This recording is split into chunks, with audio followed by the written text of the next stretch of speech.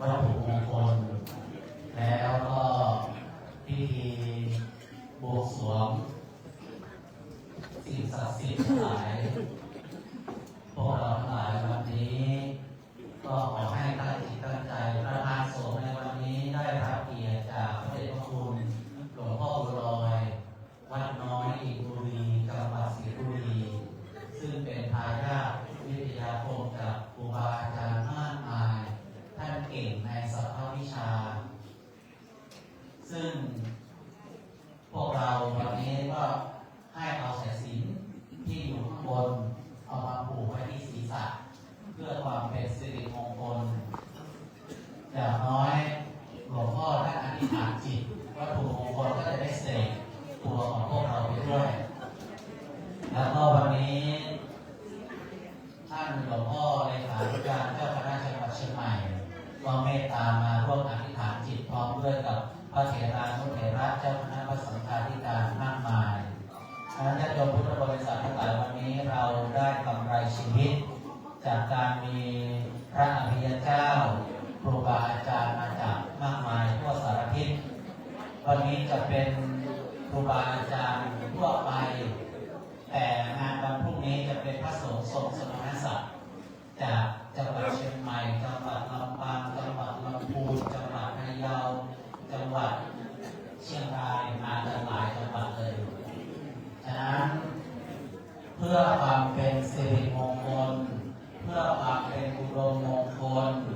ก็จะได้จุดเทียนธูปบูชาพระรัตนตรัยดังนั้นในการนี้ขอเจริญพรเรียนเชิญคุณโยมพันทิพย์สัมภริทัศน์ได้เป็นตัวแทนจุดเทียนธูปบูชาพระรัตนตรัย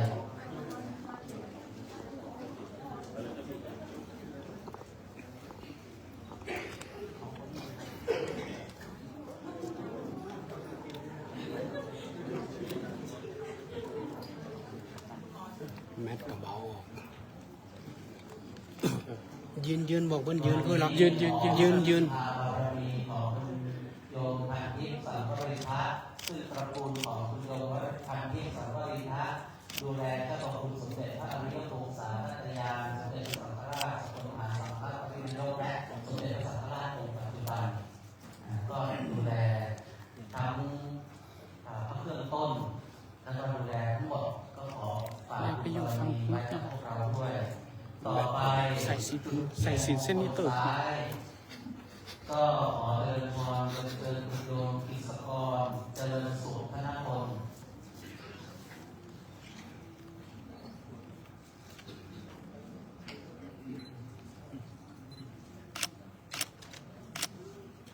เทียนมงคลขวาขอเดินพรเดินคุณโยมอิทธินันท์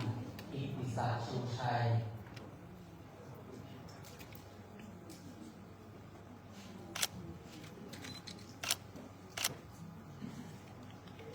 ส่วนเทียนชัยวงสวง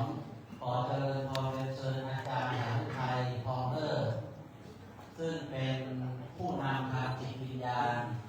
ของจังหวัดเชียงใหม่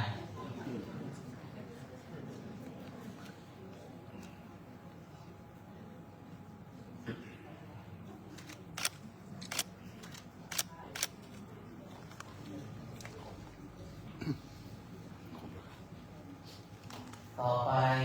จะเป็นการจุดเทียนบาทน้ำมนต์ถวายแด่พระสงฆ์ขอเจริญพรเรียนเชิญอาจารย์มหามินประธานมูลนิธิประสงค์สมเด็จและก็ผู้เจ้าของเพจพัดยศสมณศักดิ์พระสงฆ์ไทยอ่านจบสามารถไปติดตามได้มาฝ่ายน้ำมนต์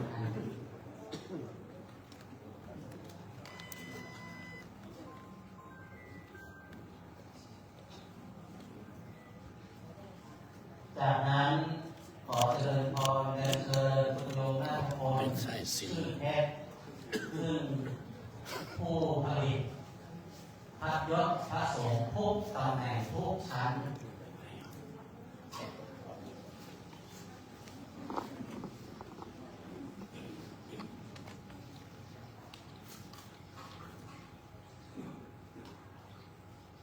จากนั้นขอเจริญพรเรียนเชิญอาจารย์ทรงธรรม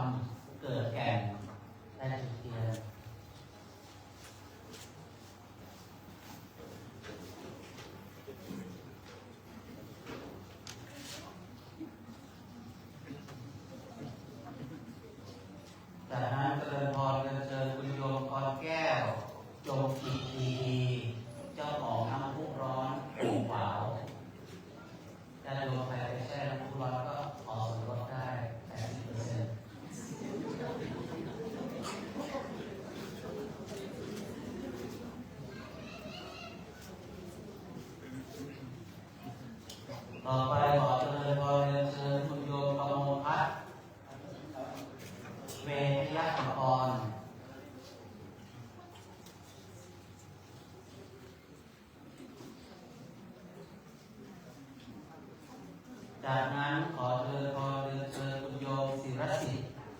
ชนะปัตย์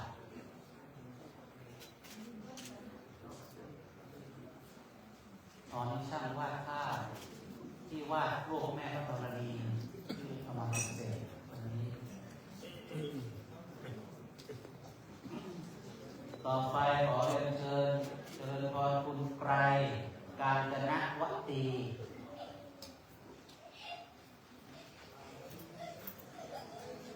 จากนั้นเจริญพรเรียนเชิญคุณโยมอินชนิตาพงษ์ธนสิริกุล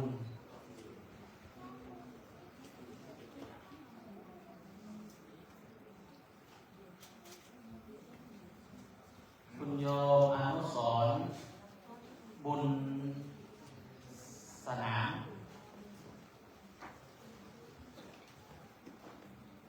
อ๋อเอ็มชื่ออนุสรณ์เหรอ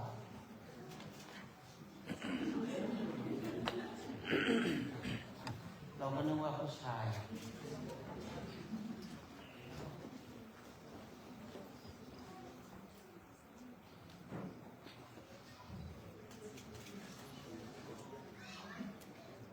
จากนั้นขอเจริญพรเรียนเชิญจันเต้พระหูจุดเทียนสามชั่วโมง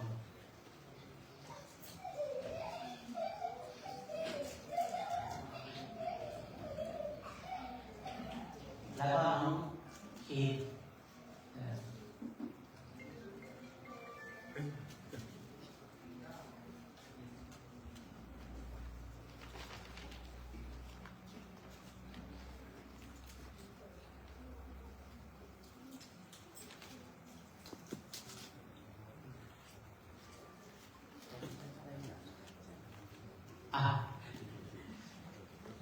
ขอเดินพรคุณโลกได้ประเทศอาศีให้กับประธานสงฆ์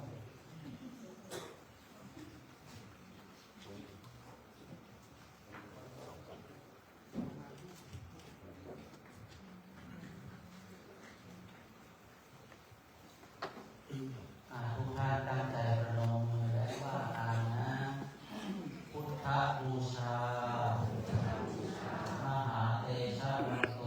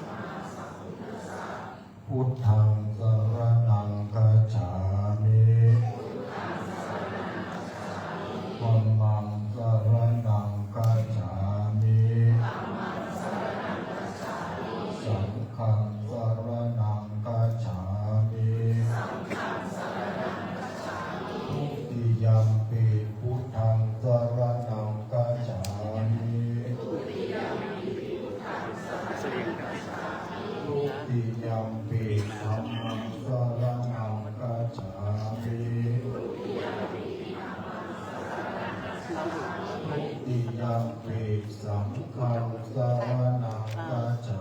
มิตติยัมปิพุทธังสรณังคัจฉามิตติยัมปิธัมมังสรณังคัจฉามิ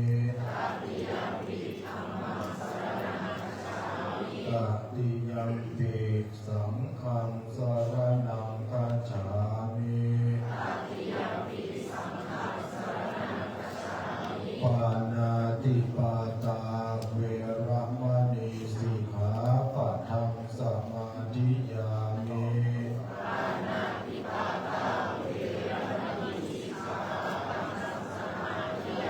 อาทินนาทานาเวระมณีสิกขาปะทังสมาธิยามิ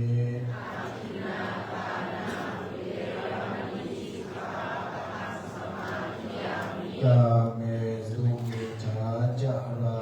เวระมณีสิกขาปะทังสมาธิยามิ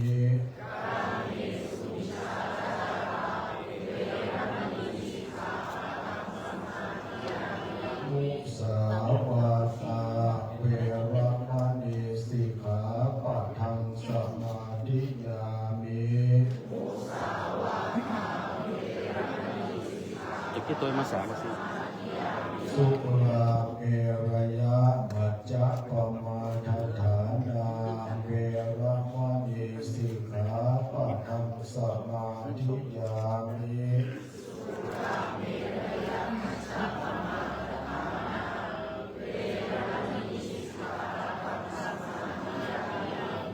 อิมานิปัญจสิกขาปทานิสีเลนะสุขติยันติสีเลนะโภคสัมปทาสีเลนะนิพุติยันติตัสมาสีลังวิโสทะเย ลำดับต่อจากนี้ไปก่อนที่เราจะเข้าสู่พิธีการขอเจริญพรเรียนเชิญอาจารย์เต้พระราหูได้ไปจุดเทียนเท้าทั้งสี่เพื่ออัญเชิญเท้าทัตตรหักเท้าวิรุณหกเท้าวิรูปักษ์และก็เท้าเวสสุวรรณตลอดจนถึงองค์แม่พระธรณีมาเป็นสักขีพยานในการประกอบพิธีบวงสรวงสวดนพเคราะห์อธิษฐานจิตวัตถุมงคลในค่ำคืนนี้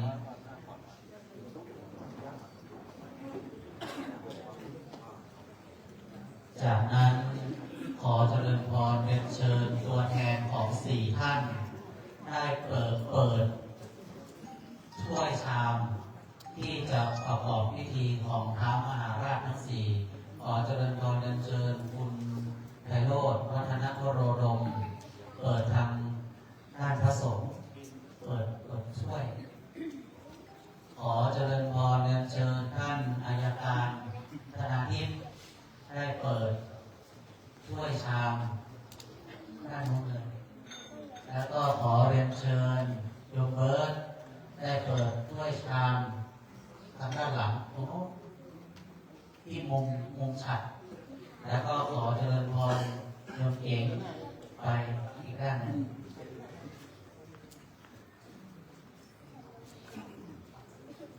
เรามีตัวแทนของทั้งสี่ท่านเปิดดวงเปิดวาสนาเปิดบารมีเปิดเครื่องพรีกรรมบูชาเท้ามหาราชทั้งสี่ตลอดจนถึงสิ่งศักดิ์สิทธิ์ทั้งหลายซึ่งจะเป็นเครื่องกริยาบวชตลอดจนถึงขนมนมเนยตามตำรับตำราโบราณที่จะประกอบพิธีกรรม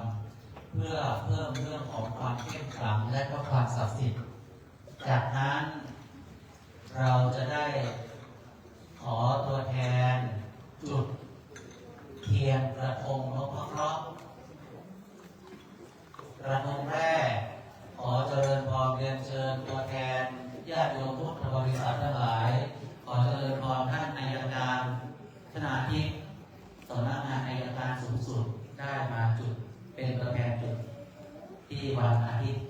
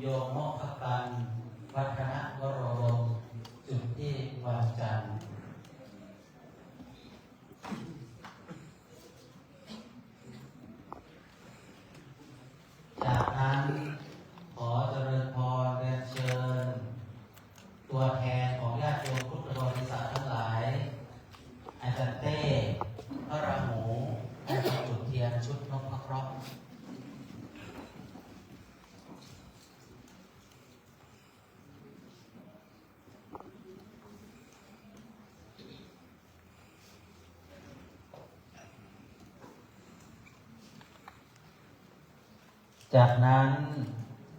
ขอเจริญพรเรียนเชิญท่านเจ้าสัวไพโรจน์วัฒนวโรดมได้เป็นประธานจุดเทียนในวันพุธ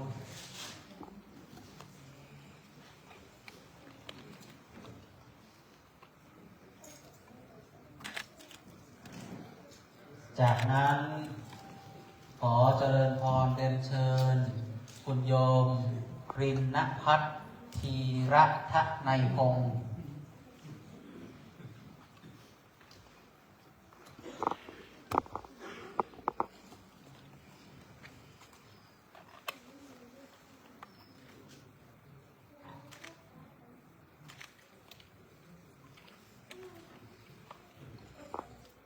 จากนั้น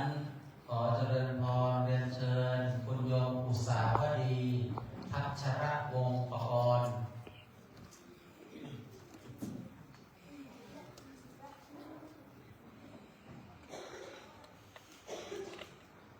จากนั้นขอตัวแทน3 ท่านในวันเสาร์คุณโยมปานพัฒน์หวังการจนมาศคุณโยมสุนทรีนันทิรุตและคุณโยมชรัญรัตน์นันทิรุตจุดที่วันเสาร์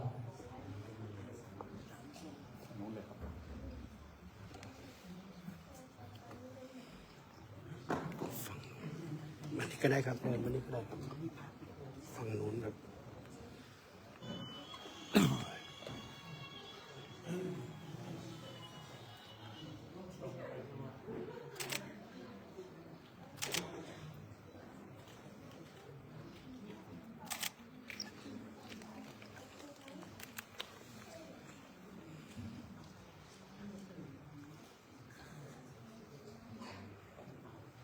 จากนั้นขอเจริญพรเรียนเชิญคุณแม่นิพาตรงสาลีได้เป็นตัวแทนจุดพระราหู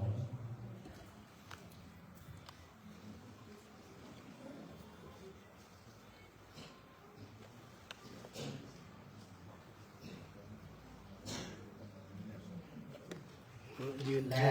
บอก ท่า ว่าน ยื สุ น ดท้าย ยืนขึ้นนะค ข รับ อเจริญพรเรียนเชิญคุณโยมเพ็ญรัตน์ อ่านนะมาได้ถ่ายรูป อ่องสิทธิ์และจุดที่พระเกศ มองไม่ วงชุดวงชุดพุทธาพิเศษก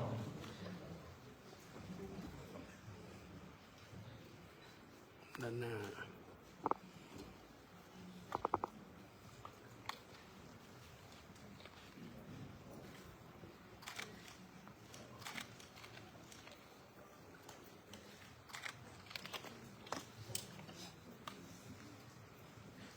บัดนี้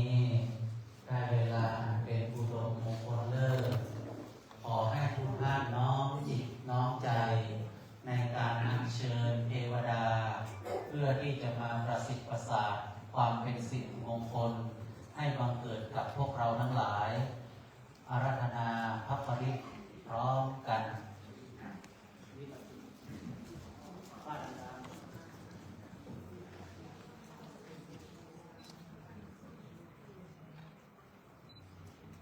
วิปติปฏิภาหายะสัพพสัมปติสิทธิยาสัพพทุกขวินาศายะปริตังปรูธรรมังคลังวิปติปฏิภาหายะสัพพสัมปติสิทธิยาสัพพพยาวินาศายะปริตังปรูธรรมังคลังวิปติปฏิภาหายะสัพพสัมปติสิทธิยาสัพพโรคะวินาศายะปริตังปรูธรรมังคลัง สเมตวานเมตังสเมตาปัทันตาอาเวกิตจิตาปริตังพลันโตสักเกกาเมจารุเปกิริสิการตาเตจันตาริเกมาเนติเปรัตเทจะอารเมตารวนากาเนอารามวัตถุมิเกเตอุมาจายันตุเทวาตราตราวิสเมยากากันทปนาคาติทันตาสันติเกยังมุนิวาราวจนังสาธโอเมสุนันโตธรรมสว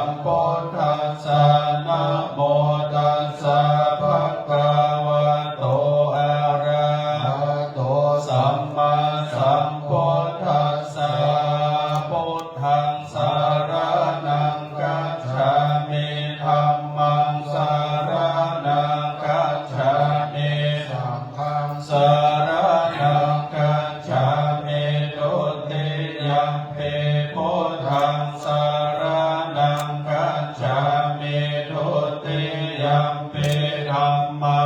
ง รานัง กัจฉามิทุติยัมปิสังฆังสารนังกัจฉามิตติยัมปิพุทธังสารนังกัจฉามิตติยัมปิธัมมังสาร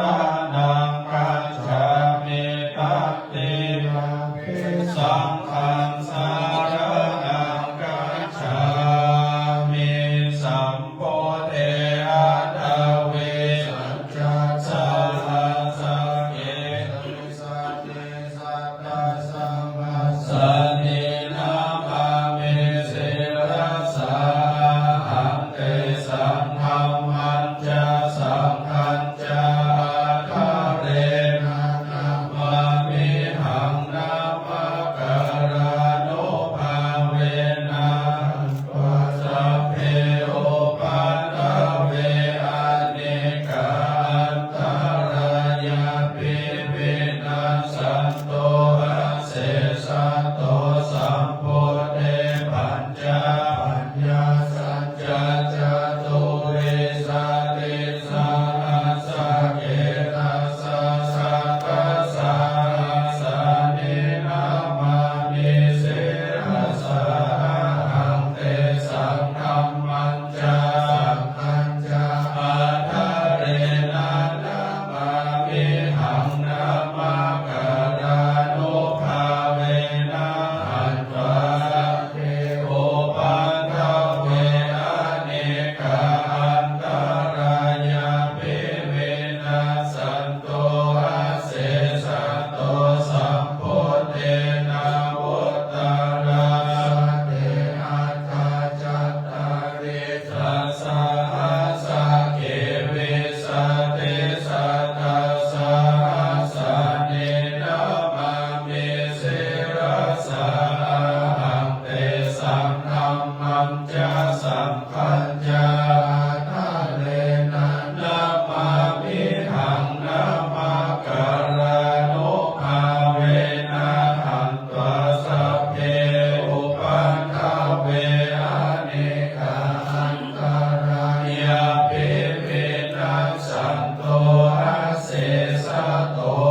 นะโมอะระหะโตสัมมาสัมพุทธัสสะมะเหสิโนนะโมอุตตมังธัมมัสสะสวากขาตาเสวะเตเนธานะโมมหาสังฆัสสะเพเวสุทธัสสิลาเทเทโนนะโมมัทธายาตัสสะรัตตนาคายาสัสสะโลกังนะโมมากาติตัสสะตัสสะวัตถุตายาสัพเพนะโมวะระปะภาเวนะวิคัจฉันโตปัจจวานะโมการานุภาเวนะสุวัตติโหตุสัพพทานะโมการาสาเอเทนะเวเทมหิโหมิเตชาวาราชาโตวาโจระโตวามนุสาโตวาอมนุสาโตวาอาคิโตวาโอตากาโตวาปิสัจจโตวาคาโนกาโตวากันทากาโตวานาคันทาโตวาจันนาปะทาโรคาโตวาสัทธัมมาโต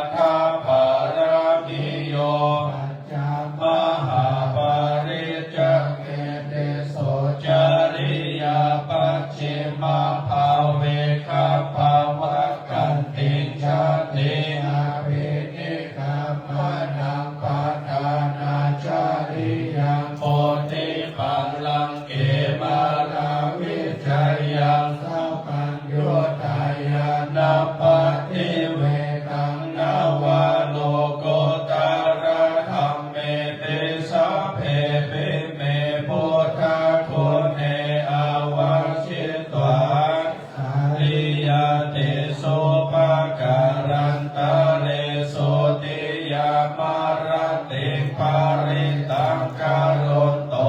อายัสสมานันทาเทโรวิญญาการุญญาจิตตังโมปัฏฐาเปตวะโกติสัตตาสังฆาติสุญญกาวาเรโสเทวตายาสานัมปะติคันหันติยัญจาเวสาลิยัมปุเรโลกามนุสันโภภิกขาสัมพุนตันติวิธัมปยังนิวัมมันตราธาเปสิภริตันตัมพันนามะเอนะเสวนาจะภาลานาปฏิทานันจะเสวนาบูชาจะโภชนิยานังเดตัมมังคาลาโมตตมังปฏิโรปันเทสาวะโสจะโพเพจะกาตาปุญญาตาทัสสมมาปฏิเดชะเอตัมมังคาลาโมตตมังมโหสัจจัญจาสิปัญจเมนะโยสุเกกิโตสุภาสิตาจายาวัจจาเอตัมมังคาลาโมตตมังมัตตาปิโตโอปัฏฐานังโพธาธารัสสะสังฆาโหอานาคุราจักขัมมันตาเอตัมมังยาลาโมตตมังคาลัญจาธัมมาจาริยาจายาตกานัญจสังฆาโหอานาวัจจานิธัมมานิเอตัมมังคาลาโมตตมังคาลาติเวราติปะปะมัจจาปานาจสัญญาโมอะปะมาโตจะธัมเมสุเอตัมมังคาลาโมตตมังคาลาโมจะนิวัตโตจะสันโตเตจะกตัญญูตากาเลนะธัมมัสสวานังเอตัมมังคาลาโมตตมังอัตติจะโสวาจะสัตตาสัมมานานัญจาภัสสานังกาเลนะธัมมัสสะกัจฉาเอตัมมังคาลาโมตตมังทัพโพยะพรหมจาริยาจาริยาสัจจานาทัสสานังนิพพานาสัพพิเกริยาจาเอตัมมังคาลาโมตตมังพุทธัสสะโลกังธัมเมหิจิตังยัสสานาคัมภติอาโศกังวิราชังเขมังเอตัมมังคาลาโมตตมังเอตาทิสานิกัตตวนาสัพพะธัมมาภาราคิตาสัพพะทัสสุติกัจจันเตตันเตสัมมังคาลาโมตตมันติมหามังคาลาสุตายังกินชีเวตังนิทาวาโหรังวาสเกสุวายังรัตนามานิทานันโนสามังอาทิตังกาคเตนะอินัมเปพุทเทรัตนังปานิตังเอเตนะเจนะโสวะเทโหโตขยังวิราคังอามาตังปานิตังยะทัสสะกะสักกายะมุนิสัมมาหิโตนะเตนะธัมเมนะสัมมาทิกิจจินัมเปธัมเมรัตนาปานิตังเยเอนะสัจเจนะโสวัตเทโหโตยัมโพนาเสโทภาริวันนะเยโสจิสัมมาทิมานันตาริกัญญามาโหสัมมาทินาเตนะสัมโมนาวิชชาติธัมเปธัมเมรัตนังปานิตังเอเตนะสัจเจนะโสวัตเทโหโตเอภูคาลาทัสสะตัมปัสสะทาจัตตาริเอตานิโยกานิโหติเตนะ ทักเขนายาสุขัสสัสสะสาวกาเอเตโสตินานิมหาภาลานิกัปปิสังเขรัตนาปานิตาเอเตนะสัจเจนะสุวัติโหตุเยสุปายโยตามานาสาธังเถนานิกามิโนโคตามาสาสนัมเมเตปะติปะตา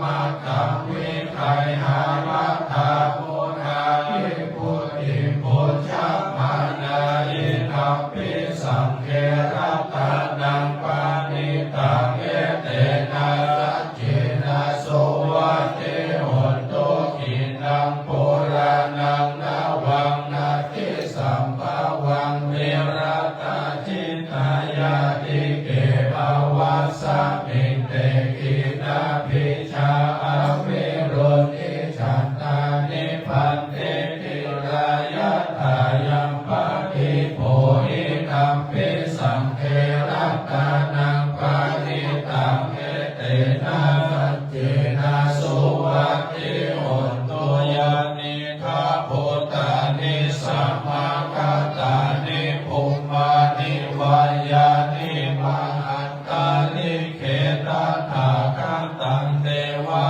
มนุสสะโพชิตังพุทธังนามัสสะมาสุวัติโหตุยานิทาโพตานิสัมมากัตตานิภูมานิวายานิวาอันตานิเขตถาคันตังเทวามนุสสะโพชิตังธัมมังนามัสสะมาสุวัติโหตุยานิทาโพตานิสัมมากัตตานิภูมานิวายานิวาอันตานิเขตถาคันตังเทวามนุสสะโพชิตังสังฆังนามัสสะมาสุวัติโหตุรัตนาสุตาเนตัจจะสัพพะโลกัสสะวิมานะสัมภาวะเยอปาริมาณังโมทังอโนจเตริยัญจาสัมปะทังอเวรังอาสาปะตังเตทัญจารังนิสิโนวาสยาโนวายาวันตังสาวิคันตาเก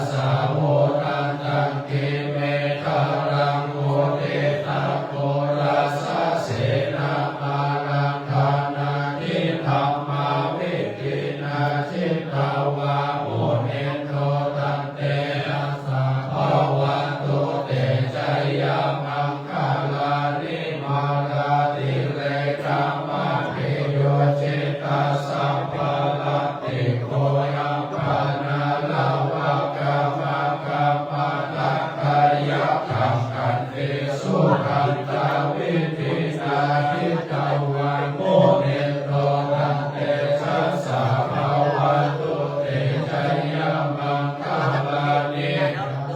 ทิริกาจาวารังอันติอันตาโพธังกาวังกิจังกาวาสันนิวาโสกาโรนังตัมเมตัมโพเสกาวิทินาจิตาวาโมเนโนตันเตชัสสะภาวันตุเตชัยยมังคลานิอุกิตากากามติอาคาสุขารุนันตังภาวันติโยชนะปัตตังโกเลมาลาวันตังอิติปิสังกัตตามโนสิตาวามุเอโนตันเตชัสสะภาวันตุเตชัยยมังคลานิคัตโตนาคาตาโพธารังอิวะอภินิยาจินจายาทุตตาวัจจานังจานังกา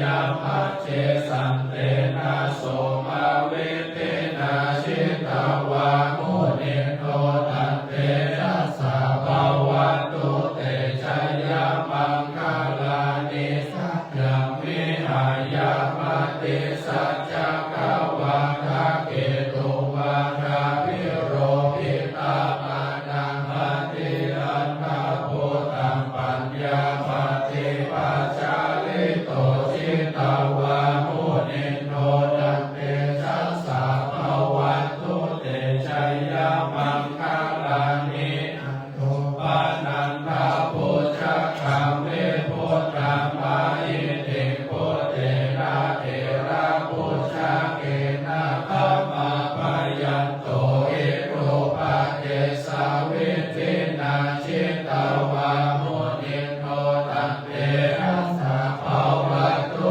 เตชัยยมังคลานิมุขะหะติติปุจจเกนะสุตตะหันตรัมมังวิสุทธิสุติมิติภกาภิตานังญาณทัตตินาวิตินาชิตาวามุนิโนตันเตชัสสะภาวันตุเตชัยยมังคลานิเอตภิพุทธชัยยมังคลาทัคคตายโยอาจันโนทินาทิเนสระเจวัตตันติตวาดานิกาวิเวทานิจุปันทวานิมุขังสุขังลันนิกามายานาโรสะปัญโยหังกโรนิโกนาโตหิตายาสัพพะปานินังปุเรตวะปารามิสัพพะปัตโตสัพโพเทมุตตาปังเยเตนะสัจจวัชเชนะโหตุเตชัยยมังคลังชัยยันโตโพธิยาโมเลสักกายานังนันติวันตันโนเอวังตังวิจัยโยโหหิชัยยสุชัยยมังคเลอปาราชิตาปัลลังเกสิเสปัตตาวิปุคาเลอภิเสเกสัมปะพุทธานังอาคัปปะโตอะโมทันติสุนัขขันตังสุมังคลังสุปะปะตังสุโหติตังสุขันโน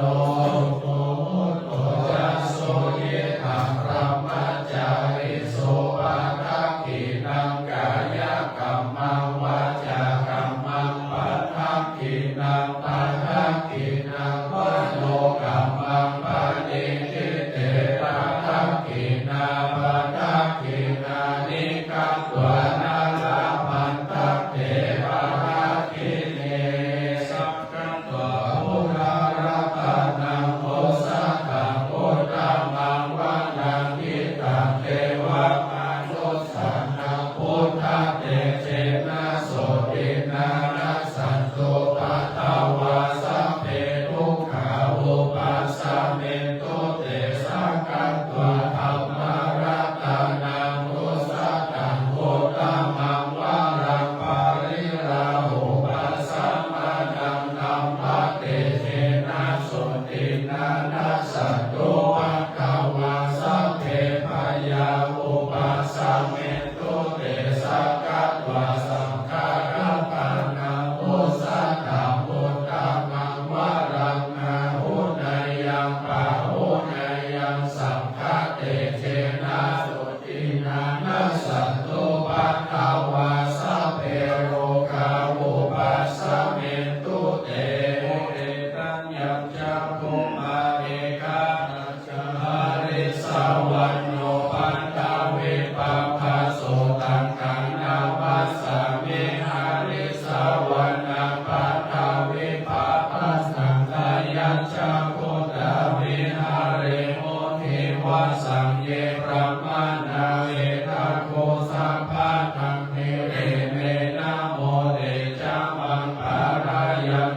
นามัสโตพุทธานังนามัสตุโพธิญาณโมวิมุตตานังนะโมวิมุตติญาณิมังโสภาริตังกัตถาโมโรจารติเอสัตตา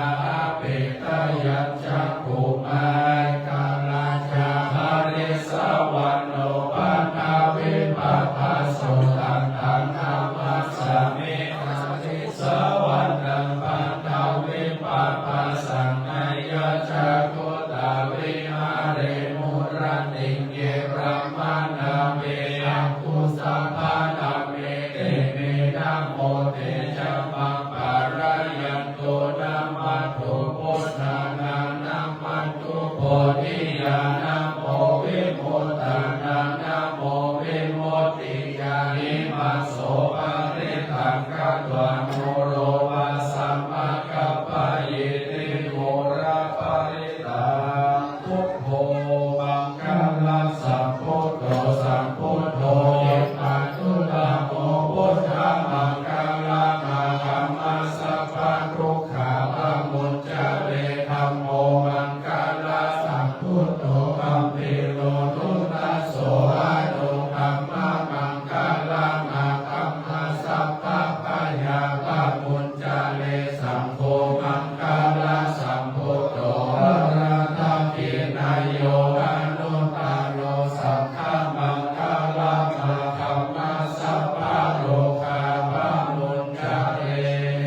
โรกยะปะระมาลาภาสันตุทิปะระมังทานาวิสัสสะระมายาตินิพพานังปะระมังสุขัง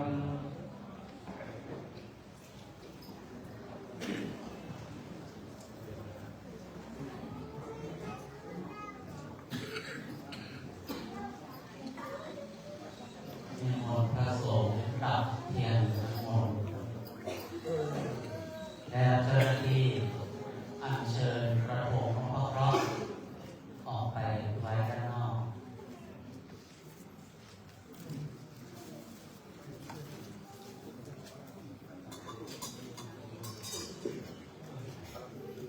เชิญเจ้าหน้าที่ทั้งหมด9 ท่านอัญเชิญกระโถงพระเคราะห์ออกไปไว้ด้านนอก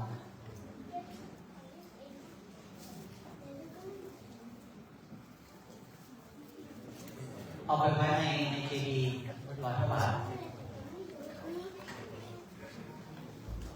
ปล่อยให้เทียนดับให้หมด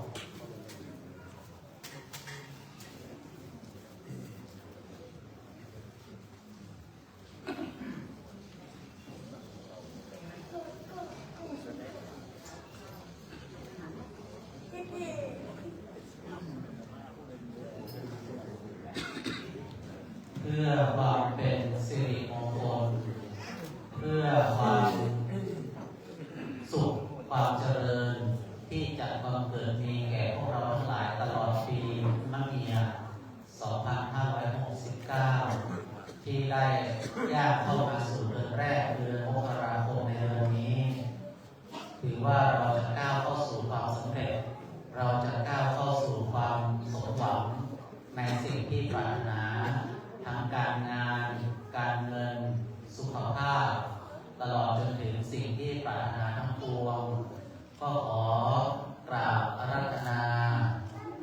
ครูบาอาจารย์หลวงพ่อเกษมแล้วก็หลวงพ่อพระครูบัณฑิตตลอดจนถึงพระเดชพระคุณหลวงพ่อประวัติได้โปรยดอกไม้ที่เครื่องบวงสรวงและก็กองวัตถุมงคล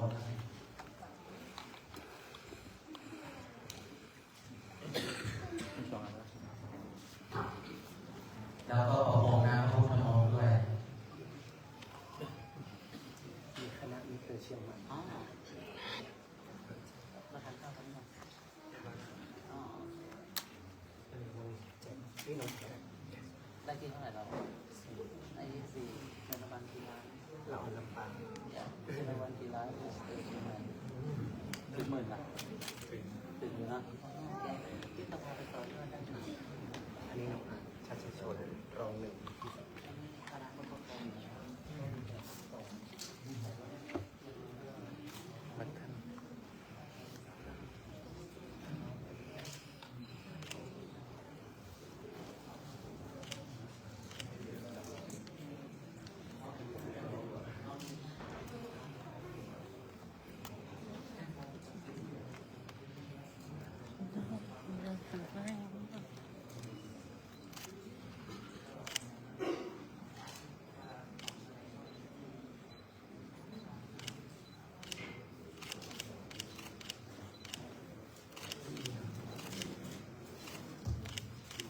อัญญันโตโพธิญาโมเลสักกายานังนันทิวันทานโนเอวังสัมเวชโยเอจยสุจยมังคะเลอปัลลัญชิตาปัลลังเกสิเสปันทาวิโปกาเรอัมพิเสเกสัมปะพุทธานาคาปันโตปัมโมสุนังคตังสุมังคลังสุปังภะตังสุโหติตังสุขันโนโตจะสุยิธัมพระมจาริสุปัฏฐานเขนังกายกัมมังวาจากัมมังปัฏฐานเขนังปัฏฐานเขนังมโนกัมมังทิเตปัฏฐานเขนาปัฏฐานเขนานิกาตวนาพันตันเตปัฏฐานเขเน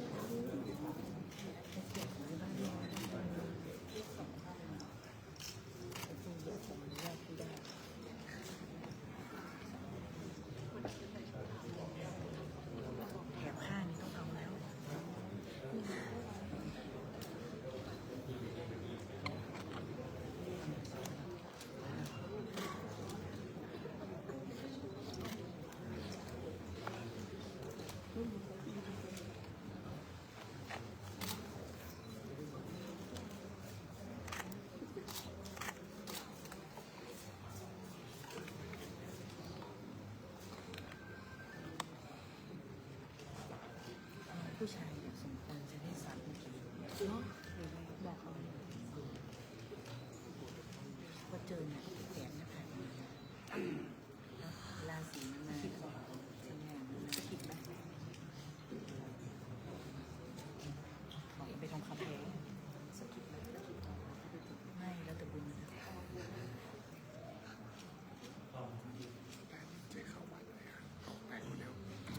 อาจจะบอกคุณแต่ว่าอันนี้แน่นอนเพราะว่าแสงลงนี่อันนี้เพราะว่าที่เป็นมาเพราะมันเจอพันธุ์โดดๆเลยอันนี้รับได้อันนี้อันไหนที่แล้วนี่เลยที่เก่งที่เก่งที่บุญนับที่เก่งมากจะได้มีอันที่อันแล้วทำดี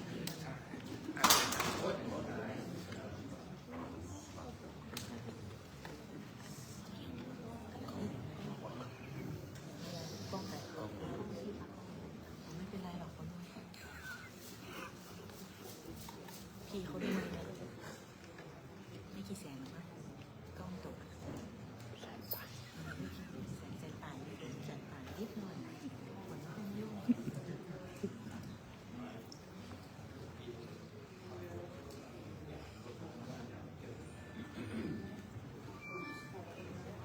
ต่อไป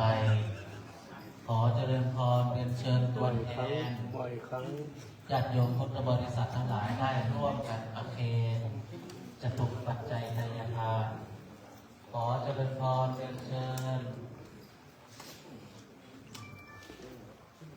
คุณเจ้าสัวไพโรจน์วัฒนวโรดมถวายอภิยทานหลวงพ่อโบรอยแล้วก็ขอเจริญพรเรียนเชิญคุณโยมกิตตินันท์กิตติศักดิ์ชูชัย ถวายหลวงพ่อเลขานุการเจ้าคณะจังหวัดเชียงใหม่ แล้วก็ขอเจริญพรเรียนเชิญคุณโยมอิสกรเจริญสุขธนพลถวายหลวงพ่อเกษม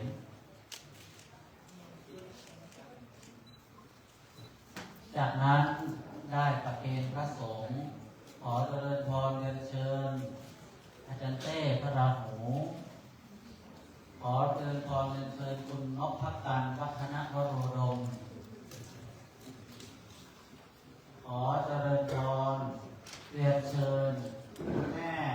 นิพาตรงสาลี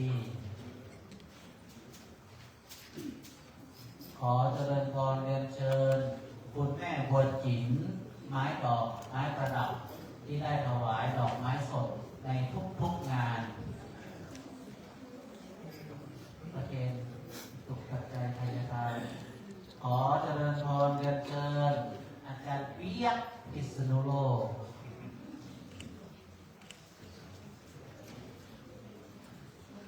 ขอเจริญพรเรียนเชิญผู้ช่วยศาสตราจารย์ดร.เทวันเอกจันทร์หรือว่ารองศาสตราจารย์ประเด็นธรรม9 ประโยค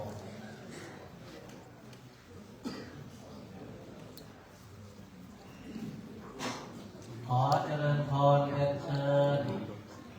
คุณโจ้ดอยสะเก็ดประเคนจตุปัจจัย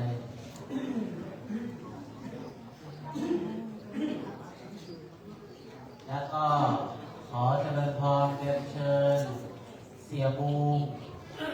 พยาวัจกรวัดโบสถ์ชัยมงคลได้ประเคนจตุปัจจัยพระสงฆ์รูปสุดท้าย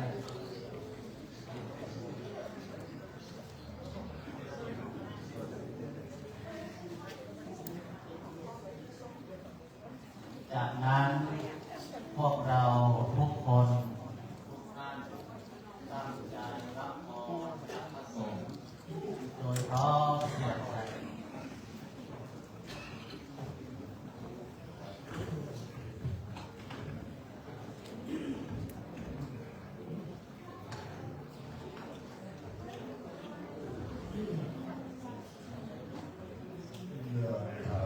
เดี๋ยวโดนคอนกล้อง วาระผู้ราภาริโมลติสาสานังเอวะวะอิโตตินัง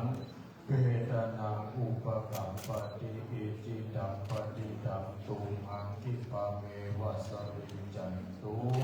สัพเพปุเรนตุสังกปาจันโตปนะระโสยะถามณีโชตินาโสยะถา ติโยเอวาจันตุสัพพะโลโกวินาศตุมาเตวันตรายโยสุขีเอกา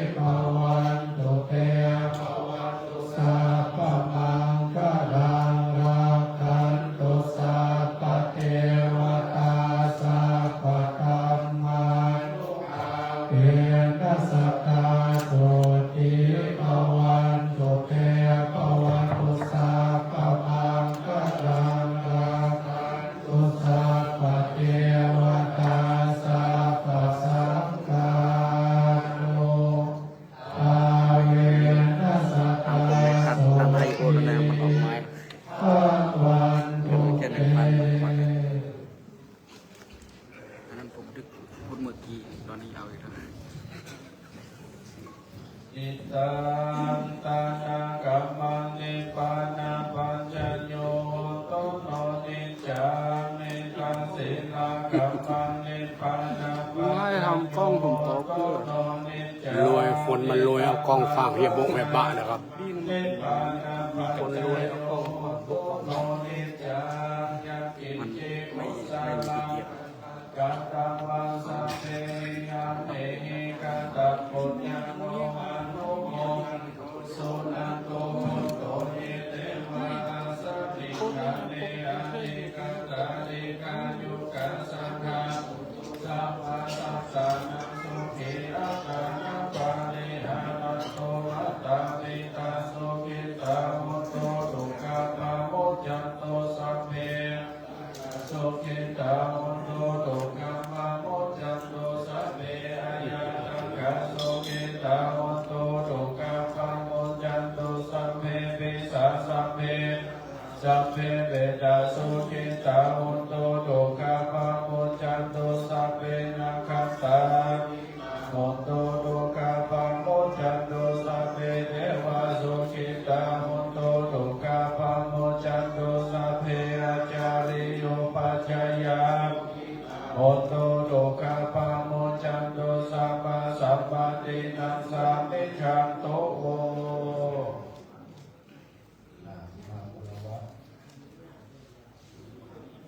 พระมหาเถระเถระพระสงฆ์พิธีทุกรูปในที่นี้โดยพร้อมเพรียงกัน วันตานิพันเตสัมปังอาปานาทังธรรมาทันเนมยากาตังปุญญังสามินานุโมทิตัพพังสามินากาตังไมหันทาตังปังสาธุสาธุอนุโมทามิ อายุโกอายุวันโนสุขังภาลา สาธุ ญาติโยมลาพระพร้อมกัน อะระหังสัมมาสัมพุทโธภะคะวาพุทธังภะคะวันตังอภิวาเทมิสวากขาโตภะคะวะตาธัมโมธัมมังนามัสสามิสุปฏิปันโนภะคะวะโตสาวกสังโฆสังฆังนามามิ ตอนนี้ก็ถือว่าเสร็จพิธีทางสงฆ์เป็นที่เรียบร้อยแล้วก็ต่อไปจะเป็นการประกอบพิธีด้านนอก ซึ่งจะเป็นโครงการแจกผ้าห่มแล้วก็เป็นการแสดงสันทนาการจากสภาศิลปินส่งเสริมพุทธศาสนาแห่งประเทศไทย ร่วมกับองค์กรภาคีเครือข่ายก็ข้างนอกก็เริ่มได้ตามอัธยาศัยเลยณบัดนี้